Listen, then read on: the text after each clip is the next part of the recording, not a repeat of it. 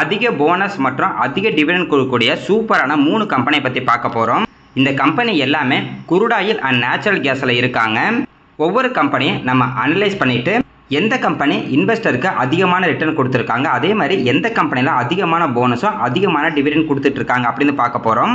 இந்த 3 கம்பெனியும் அவங்க கொடுக்கக்கூடிய டிவிடெண்ட் அமௌண்ட் வந்து பார்த்தீங்கன்னா வருஷம் அதிகமாகிட்டே இருப்பாங்க. அதே மாதிரி அடுத்த ஒரு 2-3 வருஷத்தில் போனஸ் கிடைக்கிறதுக்கு நிறைய வாய்ப்பு இருக்குது. ஃபஸ்ட்டு கம்பெனி நம்ம எல்லாத்துக்கும் தெரிஞ்ச கம்பெனி தான் ஓஎன்ஜிசி. இது வந்து பார்த்தீங்கன்னா ஒரு கவர்மெண்ட் கம்பெனி. இவங்க ஆயில் அண்ட் கேஸ் எக்ஸ்ப்ளோரேஷன் பிஸ்னஸில் வந்து இருக்காங்க. நம்ம இந்தியாவில் நேச்சுரல் கேஸு பிஸ்னஸில் கிட்டத்தட்ட 71% ப்ரொடக்ஷன் இவங்க தான் வந்து பண்ணிக்கிட்டு இருக்காங்க. இவங்களோட oil fields Vietnam, Norway, Egypt, Tunisia, Iran and ஆஸ்திரேலியாவில் வந்து இருக்குது. கிட்டத்தட்ட 70% நம்ம இந்தியாவோட குரூட் ஆயில் ப்ரொடக்ஷன் இவங்க தான் பண்ணுறாங்க. நேச்சுரல் கேஸை பொறுத்த வரைக்கும் 84% பக்கத்தில் இவங்க ப்ரொடக்ஷன் வந்து பண்ணிக்கிட்டு இருக்காங்க. இது மட்டும் இல்லாமல் வேல்யூ ஆர்டர் ப்ராடக்ட்டும் இவங்க சேல்ஸ் வந்து பண்ணிக்கிட்டு இருக்காங்க. இவங்களோட பிஸ்னஸ் வந்து பார்த்தீங்கன்னா இப்போ வந்து எக்ஸ்பேண்ட் வந்து பண்ணிகிட்டு இருக்காங்க. ஜோத்பூர், மும்பை, அஸ்ஸாம் இந்த மாதிரி இடத்துலையே இவங்களோட பிஸ்னஸ் வந்து பார்த்தீங்கன்னா விரிவுபடுத்தியிருக்காங்க. ட்ரில்லிங் ஆப்ரேஷனை பொறுத்த வரைக்கும் கிட்டத்தட்ட 413 கிணறு இவங்க இது வரைக்கும் வெட்டியிருக்காங்க.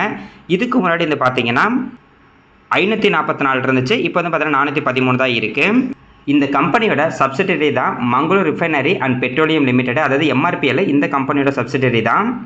அதுக்கு அடுத்தது ஹெச்பிசிஎல், அதாவது ஹிந்துஸ்தான் பெட்ரோலியம் கார்பரேஷன் லிமிடெடும் இந்த கம்பெனியோட சப்சிடரி தான்.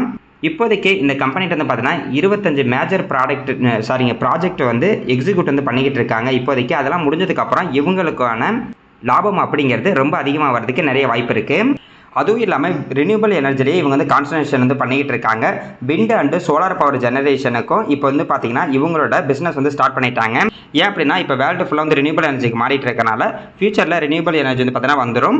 இந்த குரூட் ஆயில், நேச்சுரல் கேஸ்லாம் அடுத்த 30 வருஷத்தில் என்ன ஆகும்னு தெரியல. அதனால் இவங்க வந்து பார்த்தீங்கன்னா ரினியூபிள் எனர்ஜிக்கு வந்துட்டாங்க. கரண்ட் ப்ரைஸ் ₹264 ட்ரேட் ஆகிட்டு இருக்கு. லாஸ்ட் 5 வருஷத்தில் 110% இந்த ஸ்டாக்கோட ப்ரைஸ் வந்து இன்க்ரீஸ் ஆயிருக்கு. மார்க்கெட் கேப் 3,33,000 கோடிக்கு மேலே வந்து இருக்குது. ஸ்டாக்கோட பி ரேஷியோ 7.99 இருக்குது. இண்டஸ்ட்ரி பி ரேஷியோ 33 வந்து இருக்குது. Book value 296. இப்போதைக்கு இந்த ஸ்டாக்கோட ப்ரைஸ் புக் வேல்யூட கம்மியாக தான் இருக்குது. டிவிடெண்ட் ஈல்டு கிட்டத்தட்ட 4.5% மேலே இருக்குது. ROCE 14.2%, ROE 11.7%, ROIC 17.4%, OPM 15.6% வந்து இருக்குது. இன்டென்சிக் வேல்யூ வந்து பாருங்கள் 469 தான் இருக்குது. அதாவது இந்த ஸ்டாக்கோட ப்ரைஸ் புக் வேல்யூக்கும் கம்மியாக தான் இருக்குது, இன்டென்சிக் வேல்யூக்கும் கம்மியாக தான் ட்ரேட் ஆகிட்டு இருக்குது. பிஜி ரேஷியோ 11 இருக்குது. பிஜி ரேஷியோ மட்டும் இங்கே அதிகமாக இருக்குது. Dividend paid ratio 40.2%. அதாவது இவங்களுக்கு ₹100 லாபம் கிடைக்குதுன்னா அதில் ₹40.20 டிவிடெண்டாக தராங்க. இந்த டிவிடெண்ட் பெய்ட் ரேஷியோவை இன்னும் வருஷம் அதிகமாக்கும் போது இன்னும் டிவிடெண்ட் ஈல்டு அதிகமாகிறதுக்கு நிறைய வாய்ப்பு இருக்குது. டெப்ட் ஈக்விட்டி 0.47 இருக்குது. ப்ரைஸ் டு புக் வேல்யூ பார்க்கும்போது 0.90 இருக்காங்க. அடுத்து இவங்களோட சிஏஜிஆர் வந்து பார்க்கலாம். லாஸ்ட் 10 வருஷத்தில் சேல்ஸ் growth 18%, ப்ராஃபிட் growth 9% வந்து இருக்குது. ஆனால் லாஸ்ட் 3 வருஷத்தில் சேல்ஸ் growth கொஞ்சம் கம்மியாக இருக்குது. இது ரெண்டுமே பார்த்தீங்கன்னா கம்பெனியோட சேல்ஸ் growth, ப்ராஃபிட் growth இவங்க வந்து natural gas and crude oil பிஸ்னஸில் இருக்கனால இவங்களோட growth வந்து பார்த்தீங்கன்னா கொஞ்சம் ஸ்டேபிளாக கம்மியாக தான் வந்து இருக்கும். ஸ்டாக்கோட ப்ரைஸை பொறுத்த வரைக்கும் லாஸ்ட் 10 வருஷத்தில் 6%, அதாவது 10 வருஷத்துக்கு மட்டும் இந்த ஸ்டாக்கில் ஒருத்தர் முதலீடு பண்ணியிருந்தாங்கன்னா வருஷம் 6% ஸ்டாக்கோட ப்ரைஸ் இன்க்ரீஸ் ஆயிருக்கும். ப்ளஸ் டிவிடெண்ட் ஈல்டு நம்ம சேர்த்தா கூட ஒரு 5% வச்சுக்கிட்டா கூட கிட்டத்தட்ட ஒரு 11% இந்த ஸ்டாக்கோட ப்ரைஸ் இன்க்ரீஸ் ஆகிற மாதிரி வச்சுக்கலாம். இதுவே 5 வருஷத்துக்கு முன்னாடி ஒருத்தர் முதலீடு பண்ணியிருந்தாங்கன்னா 16% இந்த ஸ்டாக்கோட ப்ரைஸ் வருஷம் அதிகமாக இருக்கும். ஆனால் இவங்க வந்து பார்த்தீங்கன்னா போனஸ் வந்து அதிகமாக கொடுத்துருக்காங்க. அதெல்லாம் கால்குலேட் பண்ணும்போது ஏகப்பட்ட ரிட்டர்ன் வந்து கொடுத்துருக்கும். ரிட்டர்ன் ஈக்விட்டி வந்து பார்த்தீங்கன்னா கிட்டத்தட்ட 14% வந்து இருக்குது. அடுத்தது இவங்களோட ப்ராஃபிட் அண்ட் லாஸ் ஸ்டேட்மெண்ட் வந்து பார்க்கலாம். சேல்ஸ் growth 2015 வந்து பார்த்தீங்கன்னா 1,60,000 கோடிக்கு மேலே வந்து இருந்திருக்கு. இதுவே நெட் ப்ராஃபிட் 17,073 கோடி வந்து கொடுத்துருக்காங்க. மார்ச் 2026 சேல்ஸ் வந்து பார்த்தீங்கன்னா 6,62,000 கோடிக்கு மேலேயும் நெட் ப்ராஃபிட் 49,000 கோடி கொடுக்குறாங்க. எங்க வருஷம் 49,000 கோடி இந்த கம்பெனிக்கு வந்து லாபம் வந்துகிட்டு இருக்கு. சூப்பரான லாபங்க. இவங்களுக்கு அதர் இன்கம் அதிகமாக வரும். ஏன்னா இப்போ நான் பார்த்த மாதிரி இவங்களோட சப்சிடரி வந்து நிறைய கம்பெனி இருக்காங்களா, அவங்க டிவிடெண்டோ போனஸோ கொடுத்தாங்கன்னா இங்கே வந்து பார்த்தீங்கன்னா அது இன்கமாக வந்து வரும். ஆனால் சூப்பரான ஒரு கம்பெனி. எப்படி பார்த்தாலுமே ஒரு 2 வருஷத்துக்கு ஒரு தடவை நல்ல சூப்பரான ஒரு ரிசல்ட் வந்து போஸ்ட் பண்ணுவாங்க. அப்புறம் குரூட் ஆயிலோட ப்ரைஸுக்கு ஏற்ற மாதிரி இவங்களோட சேல்ஸ் வந்து பார்த்தீங்கன்னா அதிகமாக கம்மியாகும். அதுக்கப்புறம் கவர்மெண்ட்டு ஏதாவது ரூல்ஸ் போட்டாங்கன்னா அதுவும் இந்த கம்பெனி கொஞ்சம் அஃபெக்ட் பண்ணுற மாதிரி இருக்கும். மற்றபடி நல்ல ஒரு லாபம் வந்து எடுத்துக்கிட்டு இருக்காங்க. எப்போல்லாம் இந்த கம்பெனி வந்து ரொம்ப கம்மியான லாபம் கொடுக்குறாங்களோ அப்போல்லாம் அந்த ஸ்டாக்கோட ப்ரைஸ் கீழே போகும். அப்போ அது நம்ம வந்து ஒரு வாய்ப்பாக வந்து பார்த்துக்கலாம். ஷேர் ஹோல்டிங் பேட்டர்னை பொறுத்த வரைக்கும் ப்ரொமோட்டர்கிட்ட 58%, எஃப்ஐட் வந்து பார்த்தீங்கன்னா 7.97%, டிஐட்ட 19.30% இருக்குது. கவர்மெண்ட்டிட்ட 10.30%, ரீட்டைல் பீப்புள்கிட்ட பாருங்கள் வெறும் 3.54% தான் ஷேர் ஹோல்டிங் பேட்டர்ன் இருக்குது. ரீட்டைல் பீப்புள் அப்படிங்கிறது ரொம்ப ரொம்ப கம்மியாக இருக்காங்க. அந்தளவுக்கு சூப்பரான ஒரு கம்பெனி. டிவிடெண்டை பொறுத்த வரைக்கும் வருஷத்துக்கு 3 தடவை டிவிடெண்ட் கொடுத்துட்டு இருக்காங்க. பிப்ரவரி, செப்டம்பர், நவம்பர் 2026 ஒரு ஷேருக்கு ₹6.65 ஆல்ரெடி டிவிடெண்ட் கொடுத்துட்டாங்க. அடுத்த டிவிடெண்ட் செப்டம்பர், நவம்பர் மாதம் வரதுக்கு நிறைய வாய்ப்பு இருக்குது.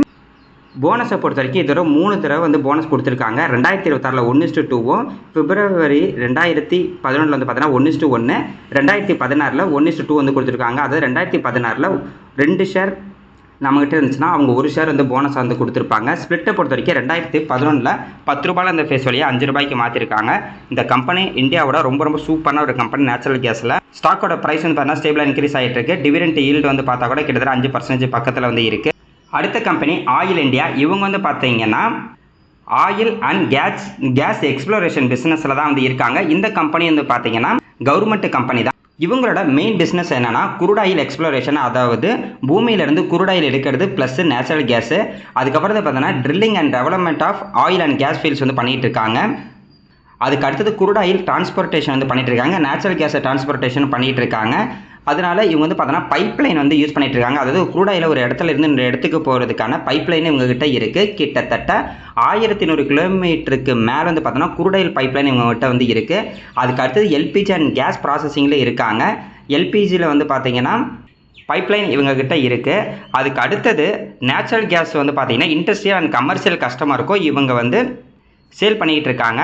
அதுக்கடுத்து ரிஃபைனிங் பண்ணிகிட்டு இருக்காங்க, பெட்ரோ கெமிக்கல்ஸும் பண்ணிகிட்டு இருக்காங்க, சிட்டி கேஸ் டிஸ்ட்ரிபியூஷனும் வந்து பண்ணிகிட்டு இருக்காங்க. இவங்கள ரெனியூபிள் எனர்ஜியில் வந்து பார்த்தோன்னா இன்வெஸ்ட்மெண்ட் வந்து பண்ண ஆரம்பிச்சிட்டாங்க. சோலார் பவர், விண்டு பவர், க்ரீன் ஹைட்ரஜன், பயோ கேஸும் இவங்க வந்து பார்த்தீங்கன்னா எக்ஸ்பேண்ட் வந்து பண்ண ஆரம்பிச்சிட்டாங்க. இவங்களோட டார்கெட் என்னென்னா 2040 ஜீரோ எமிஷன் அப்படிங்கிற ஒரு கோல் வந்து அச்சீவ் பண்ணுறதுக்காக தான் இவங்க இப்போ வந்து பார்த்தீங்கன்னா பிளான் பண்ணியிருக்காங்க. இவங்க இந்தியாவில் மட்டும் கிடையாது, ரஷ்யா, லிபியா, கபோன், பங்களாதேஷ், நைஜீரியாவில் இவங்க இருக்காங்க. இவங்களோட ஃபியூச்சர் growth வந்து பார்த்தீங்கன்னா இன்னும் கேஸ் ப்ரொடக்ஷனை வந்து அதிகமாக்கிறதா பிளான் பண்ணியிருக்காங்க. குரூடாயில் அந்த ட்ரில்லிங் வந்து பார்த்தீங்கன்னா அதிகமாக்கிறதா வந்து பிளான் பண்ணியிருக்காங்க. ரினியூபிள் எனர்ஜிலையும் நிறைய ப்ராஜெக்ட் பண்ணலாம் அப்படின்ற மாதிரி பிளான் வந்து பண்ணியிருக்காங்க. கரண்ட் ப்ரைஸ் ₹483 ட்ரேட் ஆகிட்டு இருக்கு. லாஸ்ட் 5 வருஷத்தில் 413% இந்த ஸ்டாக்கோட ப்ரைஸ் வந்து இன்க்ரீஸ் ஆகிருக்கு. மார்க்கெட் கேப் 78,000 கோடிக்கு மேலே இருக்குது. ஸ்டாக்கோட பி ரேஷியோ 12 வந்து இருக்குது. இன்ட்ரெஸ்ட் பி ரேஷியோ 33 இருக்குது. Current price ₹483, book value 357, dividend yield 2% பக்கத்தில் இருக்குது. ஆர்ஓசி 11%, ஆர்ஓஇ 12%, ஆர்ஓஐசி 28%, ஓபி 30% வந்துருக்கு. இன்டென்சிக் வேல்யூ ₹583 இருக்குது. இப்போதைக்கு இந்த ஸ்டாக்கோட ப்ரைஸ் இன்டென்சிக் வேல்யூ விட கம்மியாக தான் இருக்குது. பிஜி ரேஷியோ வந்து பார்க்கும்போது 1.36 இருக்காங்க. அது நெகட்டிவ்ல வந்து இருக்காங்க. டிவிடெண்ட் பேட் ரேஷியோ 28.3%, டெப்ட் ஈக்விட்டி 0.65%, 1க்கு கீழே தான் வந்து இருக்குது. ப்ரைஸ் டு புக் வேல்யூ பார்க்கும்போது 1.36 வந்து இருக்காங்க. இவங்களோட சிஏஜிஆரை பொறுத்த வரைக்கும் லாஸ்ட் 10 வருஷத்தில் சேல்ஸ் growth 13%, ப்ராஃபிட் growth பார்த்தீங்கன்னா 12% இருக்குது. அதுக்கு ஏற்ற மாதிரி ஸ்டாக்கோட ப்ரைஸ் லாஸ்ட் 10 வருஷத்தில் 15% ரிட்டர்ன் கொடுத்துருக்கு. அதாவது 10 வருஷத்துக்கு முன்னாடி ஒருத்தர் முதலீடு பண்ணால் கூட வருஷம் 15% இந்த ஸ்டாக் ரிட்டர்ன் கொடுத்துருக்கு. ப்ளஸ் டிவிடெண்ட் ஈல்டு 2% சேர்த்தா கூட சூப்பரான டிவிடெண்ட் ஈல்டு. ப்ளஸ் இவங்க போனஸும் வந்து அதிகமாக கொடுத்துருக்காங்க.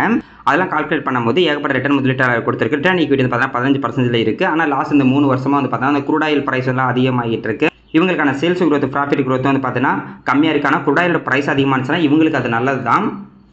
அடுத்தது இவங்களோட ப்ராஃபிட் அண்ட் லாஸ் ஸ்டேட்மெண்ட் வந்து பார்க்கலாம்.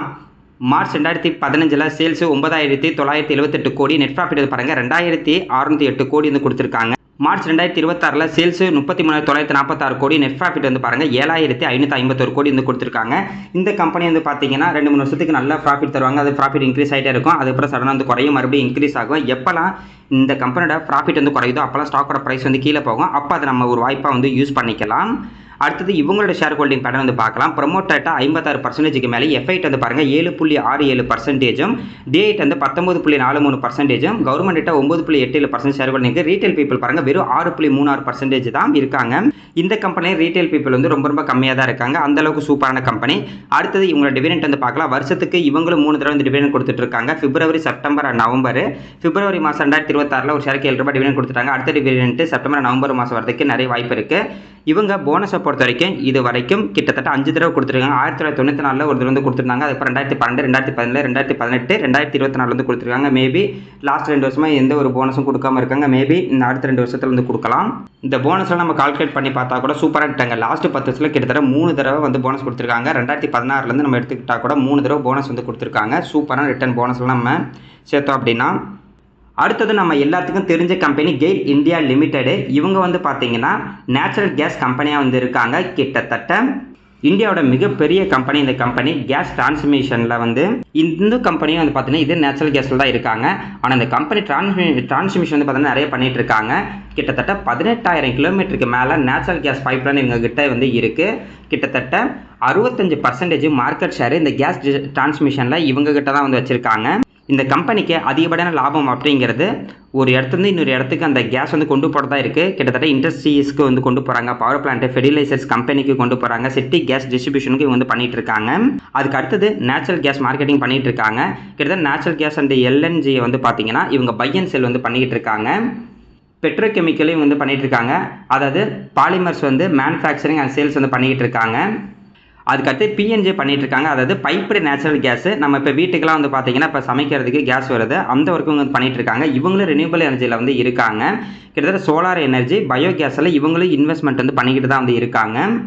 இந்த கம்பெனி சூப்பரான கம்பெனி. இதுக்கு முன்னாடி பார்த்தா அந்த ஓஎன்ஜிசியாக இருக்கட்டும், ஆயில் இந்தியாவாக இருக்கட்டும், அவங்க பார்த்தீங்கன்னா ஆயில் அண்ட் கேஸ் ப்ரொடக்ஷனில் இருந்தாங்க. இவங்க மேக்ஸிமம் வந்து பார்த்தீங்கன்னா டிரான்ஸ்மிஷன் அண்ட் மார்க்கெட்டிங் வந்து பண்ணிக்கிட்டு இருக்காங்க.